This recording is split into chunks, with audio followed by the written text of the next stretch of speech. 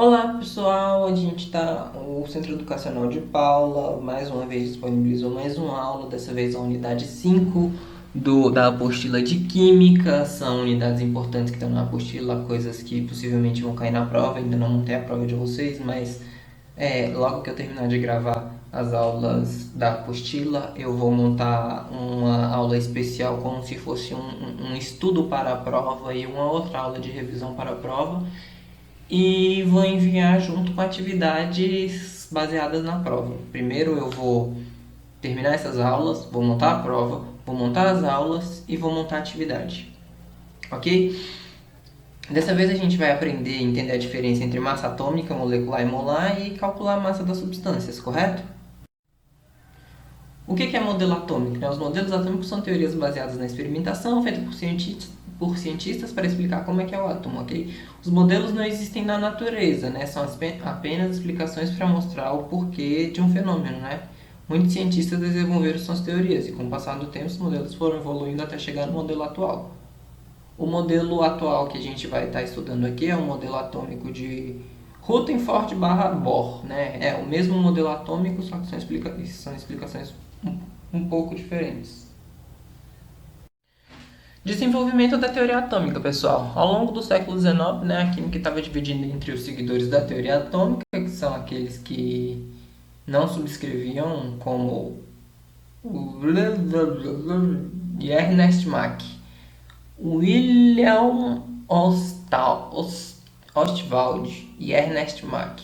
Né? Os impulsores mais decididos da teoria atômica foram Amedeo Avogadro e Ludwig Boltzmann, e outros, né? Que conseguiram grandes avanços no entendimento do comportamento dos gases. Né? A disputa foi finalizada com a explicação do efeito browniano por Albert Einstein em 1905 e pelos experimentos de Jean Perrin a respeito. Então foi aí que o modelo atômico começou a ganhar mais ênfase, né? Mais ou menos depois de Einstein, que Einstein acreditava nessa ideia, pessoal. Muito antes que a disputa tivesse sido resolvida, né, muitos pesquisadores tinham trabalhado sobre hipóteses atômicas, né? Svante Arrhenius, né, tinha pesquisado a estrutura interna dos átomos, propondo que é a teoria da ionização, né? O seu trabalho foi seguido por Rutherford, né, e que abriu as portas do desenvolvimento dos primeiros modelos de átomos que desembarcariam no modelo atômico de Bohr. Bom, o modelo atômico de Rutherford era muito parecido com o do Bohr. O do Bohr ele só complementou o modelo atômico do Rutherford, pessoal. Na atualidade, o estudo da estrutura do átomo, né, considera-se um ramo da física e não da química, que foi o que eu falei quando a gente vai mexer no núcleo do átomo. Não é mais química, é física. Mas a gente precisa ter uma ideia do que é o átomo na química. Por quê? Porque a gente estuda as ligações feitas por esses átomos, as ligações feitas pelos elétrons desse átomo, pessoal.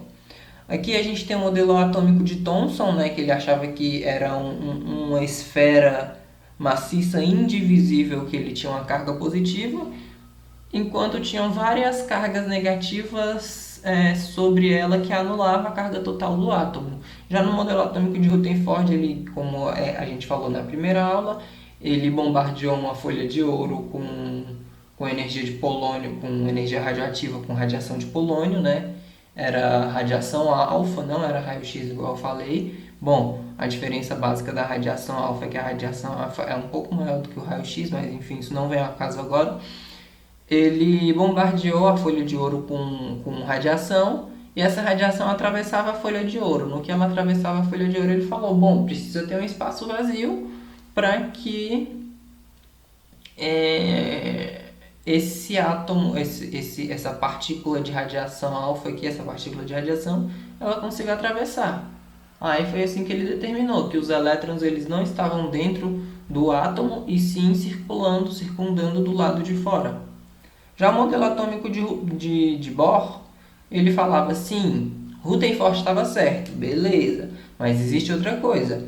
Todos esses elétrons que eles estão rodeando o átomo, eles têm níveis de energia. E se eu excitar um elétron, se eu energizar um elétron, ele consegue emitir uma energia através de como se fosse luz. Sim, ele pode emitir luz. Os gases emitem luz quando eu excito os elétrons dele.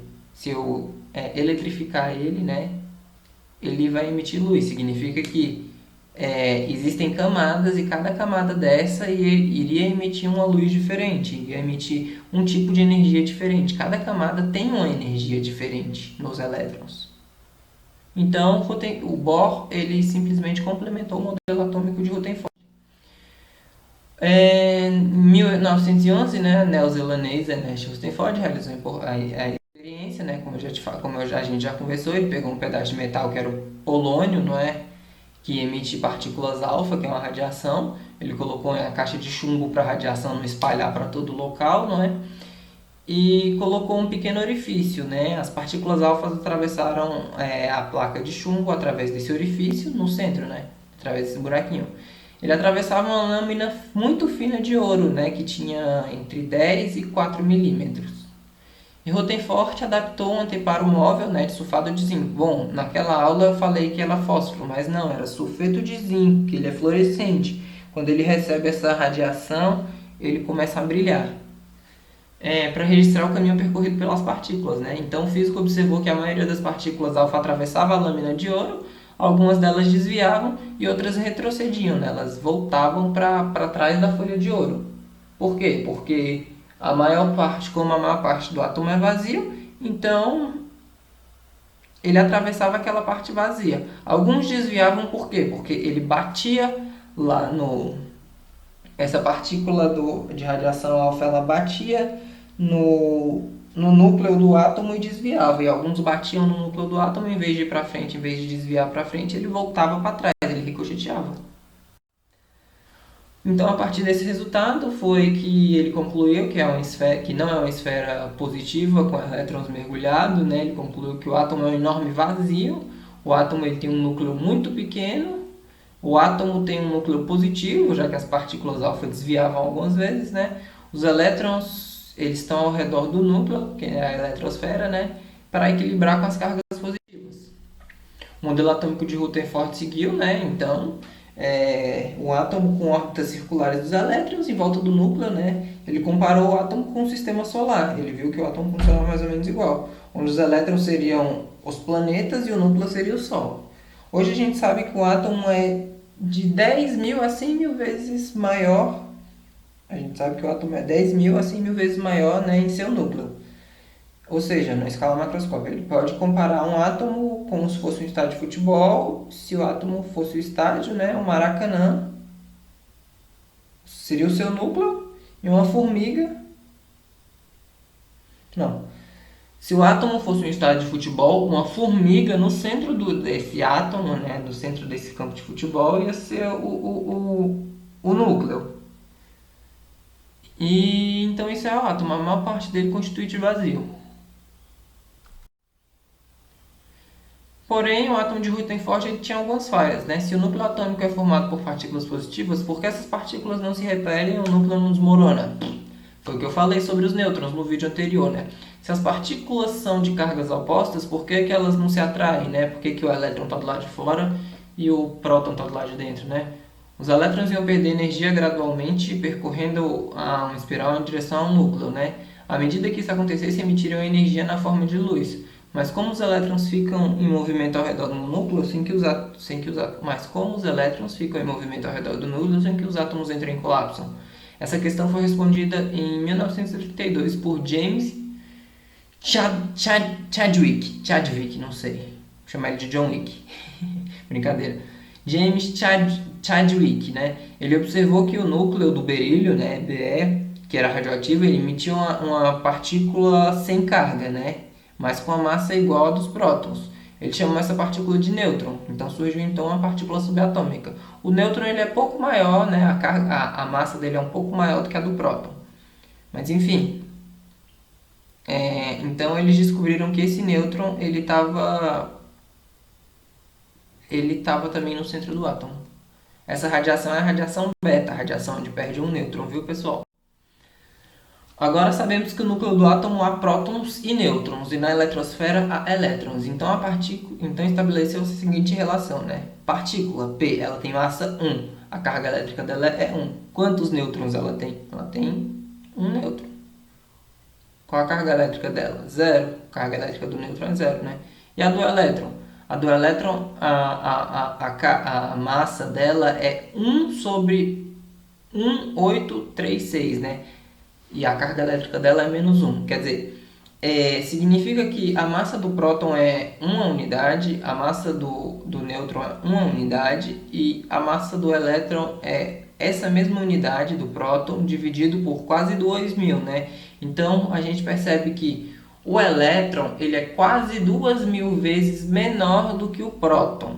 Se o átomo fosse o Maracanã, por exemplo, o núcleo dele fosse uma formiga, por exemplo, um átomo do hidrogênio, o núcleo dele fosse uma formiga lá no centro, isso significa que o elétron dele, né, ia ser essa formiga dividida em 2.000 vezes, né, 1836 vezes. E isso seria o tamanho do elétron. Se o próton ele já é muito pequeno, o elétron é menor ainda, pessoal. O modelo de Bohr, né, um físico dinamarquês, Niels Bohr, ele tentava dar continuidade ao trabalho feito por Rutherford, né, para explicar os erros do modelo anterior. Então, Bohr sugeriu que o átomo possui energia quantizada, né? Cada elétron só pode ter determinada quantidade de energia, por isso ela é quantizada. O modelo de Bohr representa os níveis de energia, né? Cada elétron possui sua energia. E ele é comparado às órbitas dos planetas do Sistema Solar, igual a do Rutherford, onde cada elétron possui sua própria órbita com quantidade de energia já determinadas. Aí foi onde ele já começou a falar dos níveis de energia, pessoal. As leis da física clássica, né, não se enquadram no modelo. Quando o elétron salta de um nível menor para um nível mais elevado, ele absorve energia. E quando ele retorna para o nível anterior dele, para o nível menor, para o nível que ele estava, ele emite uma radiação em forma de luz. Então, Bohr organizou os elétrons em camadas ou níveis de energia, né? Cada camada possui um nome e deve ter um número máximo de elétrons. Existem 7 camadas ou níveis, né, de energia ao redor do núcleo, a camada K, L, M, N, O, P, Q. Eu falei isso na primeira aula, a gente está retomando aqui. Eu peguei essas aulas e coloquei lá no primeiro vídeo, por quê? Porque para entender muita coisa a gente precisava entender o átomo. E a gente só está relembrando isso do átomo aqui. Mas isso é muito importante para a química, pessoal. Na verdade, pessoal, essa matéria, ela é a matéria, esse conteúdo é o conteúdo que te faz entender todo o resto da física. A gente tem que entender isso, ou da física não, da química. A gente tem que entender todo esse conteúdo para a gente conseguir entender as ligações químicas. Olha só, aqui está mostrando, né, uma tabela que mostra o nome das camadas, o número quântico delas e o número máximo de elétrons que essa camada pode ter, pessoal. Por exemplo, a camada K, que é a primeira camada, ela tem o número quântico 1, ela é a primeira camada. E ela só pode ter 2 elétrons. Por isso que o hidrogênio e o hélio na tabela periódica eles estão lá em cima. Por quê? Porque o hidrogênio tem um elétron nessa camada, na camada K, e o hélio tem 2 elétrons. A camada L ela tem um número quântico 2, né? A segunda camada. E ele pode ter um número máximo de 8 elétrons. Camada M, o número quântico dela é a terceira camada, o número quântico é 3, né? Ela pode ter 18 elétrons. A camada O, a camada N, né, de navio, ela tem um número quântico de 4, né? Ela é a quarta camada, ela tem 32 elétrons. A camada O ela tem o número quântico 5, também 32. A camada P tem o número quântico 6, 18 elétrons. E a camada Q ela tem o número quântico de 7, que ela pode ter 2 elétrons. Isso é importante, pessoal. O número máximo de elétrons de cada camada é 2, 8, 18, 32, 32, 18, 2. E foram esses números e essas camadas que organizaram mais ou menos como a tabela periódica tá, pessoal. Massa atômica, né? A massa atômica, né, ou mais comumente conhecida como massa do átomo, é dado um isótopo, que é um isótopo, né? Ele é o elemento, também chamado de peso atômico, né? É a massa desse átomo, né, em seu estado fundamental, no seu estado primário, não radioativo, no estado original dela, né? E essa massa é expressa em unidade de massa atômica, como eu falei para vocês no vídeo passado, né? Não é gramas, é unidade de massa atômica, pessoal. Representada pelo símbolo, né, o UMA, né, que é a unidade de massa atômica, ou simplesmente essa letrinha aí, né? Que eu não lembro exatamente o nome dessa letra, mas vamos utilizar o uma. Explicação, né? Pela definição, né? Essa letrinha, né? Unidade de massa atômica, né? A gente sabe que essa letrinha é a massa comparada com 1/12 da massa do carbono 12. Como a massa atômica é expressa em U, uma, né? Ela indica quantas vezes a massa do átomo é maior do que 1/12, né? Que é a massa do carbono 12. A massa atômica de um dado isótopo de flúor é 19 uma, né? Isso significa que o isótopo em questão é 19 vezes mais pesado que 1/2, né? Que é a massa do carbono 12. Atualmente o termo peso atômico ele tem que ser evitado. Aqui são alguns elementos, né? O carbono ele tem 6 prótons e 6 elétrons, né? Então ele tem 2 elétrons na primeira camada e 4 na segunda, totalizando 6 elétrons. O hidrogênio ele tem um elétron na última camada dele. O nitrogênio, que tem 7 elétrons, ele tem 2 na primeira camada e 5 na segunda. O oxigênio ele tem 2 e 6. A massa atômica de um elemento químico, né, em referência a um certo elemento químico. A massa atômica, também chamada de massa atômica média, que é o peso atômico ou o peso atômico médio, é a massa atômica média de todos os isótopos do elemento químico, também expressas como uma, né? Uma maneira matemática para a obtenção da massa média do elemento químico é embutir nos cálculos a frequência relativa dos isótopos do elemento, né, como mostrado no exemplo abaixo. Esse símbolo aí que parece a letra L significa somatória, pessoal. Significa que você está somando tudo aquilo. Significa que eu estou somando a ocorrência, né? Quantos elétrons eu tenho, junto com a massa atômica dele. Dividido por 100. Há dois tipos conhecidos do cloro, por exemplo, né? O cloro 35 e o cloro 37. O primeiro com massa atômica de 34,969 U, que tem ocorrência na natureza em torno de 75,4%. Enquanto o outro isótopo é o mesmo material de massas diferentes, significa que o núcleo dele está diferente, né? Tem uma massa de 36,9666 U, que tem uma ocorrência de 24,6%. Onde a massa atômica dele, né, do elemento, onde é a massa atômica do elemento químico. Conforme exposto acima, levando em consideração a ocorrência da natureza, sabe-se que a massa atômica do elemento cloro é 35,460 U, a massa atômica dele considerada estável. A massa atômica de uma substância, pessoal. Uma definição semelhante aplica-se às moléculas, sendo então chamadas massa molecular de uma substância, expressa em uma, né? A massa da molécula de uma dada substância é calculada pela soma das massas atômicas de todos os seus átomos constituintes. Essa técnica deixa de lado apenas a energia de ligação química, né? Que é geralmente negligível.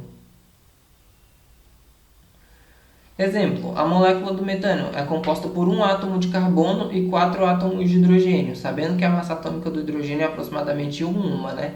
E a do carbono é aproximadamente 12 uma. Então, a massa atômica da substância metano, que é a massa de uma molécula de metano, né? Ela é calculada da seguinte forma. Eu tenho 4 vezes 1, 4 hidrogênios, né? 4 vezes a massa atômica do hidrogênio, unidade de massa atômica do hidrogênio, e 1 vezes 12, né? Uma unidade de carbono e 12 é a massa dele, né? Então eu tenho 16 U. Eu tenho 4 mais 12, que vai dar 16. Massa molar. A massa molecular de uma substância é a massa de uma molécula dessa substância relativa à unidade de massa atômica, né? formalmente deve ser chamada massa molecular relativa, devido a esta relação. O termo peso molecular, abreviação MW do inglês molecular, weight, é também usado para designar essa propriedade, né? Embora tenda a cair em desuso, né? O cálculo da massa molecular, pessoal. O cálculo teórico da massa molecular faz-se somando as massas atômicas dos átomos que formam a matéria. Por exemplo, massa atômica do hidrogênio é 1,00784 e do oxigênio é 15,99941. Portanto, a massa molecular da água, né, é 2 vezes o hidrogênio, 2 vezes a massa do hidrogênio mais a massa do oxigênio, que vai dar 18,015081, né? Uma molécula de água tem então aproximadamente 18 A massa molecular pode ser obtida experimentalmente através da espectrometria de massa. Nessa técnica, a massa de uma molécula é geralmente descrita como a massa da molécula formada por apenas os isótopos mais comuns do átomo constituinte. Isso deve-se ao fato de a técnica ser suficientemente sensível às diferenças entre isótopos, mostrando então diversas espécies. As massas encontram-se listadas numa tabela isotópica específica, ligeiramente diferentes dos valores da massa atômica encontrados na tabela periódica normal. Isso não se aplica a moléculas maiores, como proteínas, em que, usada a massa molecular média, ou seja, com a contribuição dos diferentes isótopos, pois a probabilidade de encontrar diferentes isótopos do mesmo átomo aumenta com maior número de átomos da molécula. Relação entre massa molecular e massa molar, A massa molar ela corresponde à massa de 1 mol de partículas, que sejam elas moléculas, átomos, elétrons, entre outras, Sendo assim, a massa molar calcula-se como o produto entre a massa molecular e o número de Avogadro. O número de Avogadro corresponde ao número de partículas, Nesse caso, as moléculas existentes em 1 mol da substância, na prática. Na prática, o cálculo da massa molar de uma substância molecular é feita da mesma forma que o cálculo da massa molecular. Assim sendo, o valor numérico é o mesmo, mas a unidade passa a ser em gramas por mol, Tomando novamente o exemplo da água, A gente tem aqui, a água, eu tenho em gramas por mol, ok. Ao invés de eu calcular só em gramas, eu calculo em gramas por mol. Em vez de eu calcular em uma, eu calculo em gramas por mol, pessoal. E como eu sei quanto de água eu tenho? Eu coloco quantos mol de água eu estou calculando. Depois a gente vai falar sobre mol.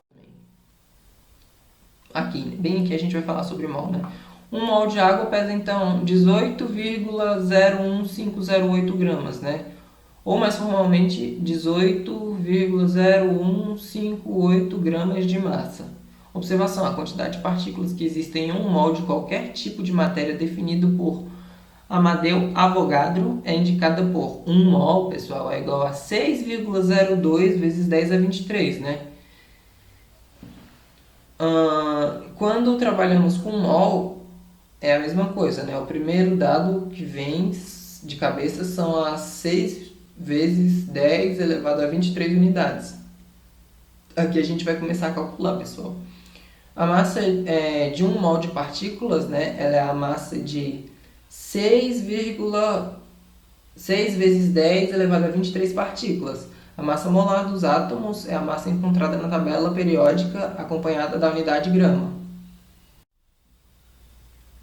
Na tabela periódica temos a massa 23. Sódio, Na na tabela periódica tem a massa 23, A massa do sódio na tabela periódica é 23 gramas por mol. Então a massa molar do sódio é 23 gramas de sódio, é a massa de 6 vezes 10 elevado a 23 átomos de sódio. Então 1 mol de sódio é igual a 23 gramas de sódio, pessoal, que é igual a 6 vezes 10 elevado a 23 átomos de sódio. Cálcio na tabela periódica, a gente tem uma massa de 40, pessoal. Então, a gente tem 40 gramas por mol. Então, 40 gramas é a massa de 6 vezes 10 elevado a 23 átomos de cálcio. Então, 1 mol de cálcio ela é igual a 40 gramas, que é igual a 6 vezes 10 elevado a 23 átomos de cálcio. Ok, então, isso aqui são exemplos de, por exemplo, o ouro. 1 mol de ouro tem 235 gramas de ouro, não, de urânio. Para determinar a massa molar das moléculas, temos que multiplicar o índice referente a cada elemento pela sua massa molar. E depois dessa operação, com todos os elementos, a massa molar da molécula é a somatória desses valores. Então, por exemplo,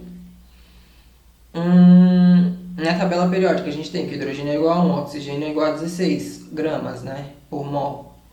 Então, o que eu tenho? A massa molar da água é de 18 gramas. 18 gramas por mol. Então, se eu tenho 18 gramas de água, significa que eu tenho 6 vezes 10 elevado a 23 moléculas de água, né?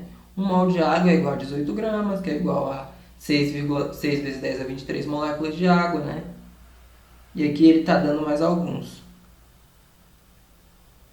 exemplos. Ele deu o exemplo do ácido sulfúrico, H2SO4, e ele só está dando esses exemplos. Mais exemplos, né? O cálcio, o fósforo, o oxigênio.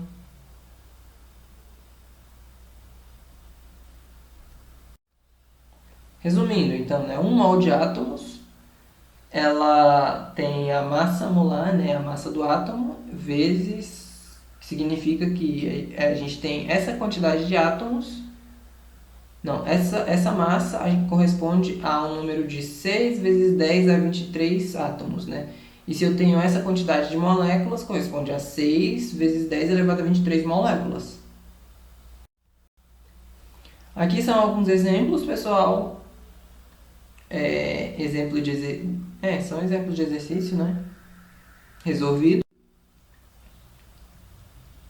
Continuação do exemplo de exercício resolvido. E aqui são as atividades. Como eu falei, eu não vou responder essas atividades agora. E o meu contato com o professor, pessoal. Caso alguma coisa não tenha ficado muito clara, ou caso vocês queiram tirar dúvidas. E como diz o Gaguinho, isso é tudo, pessoal.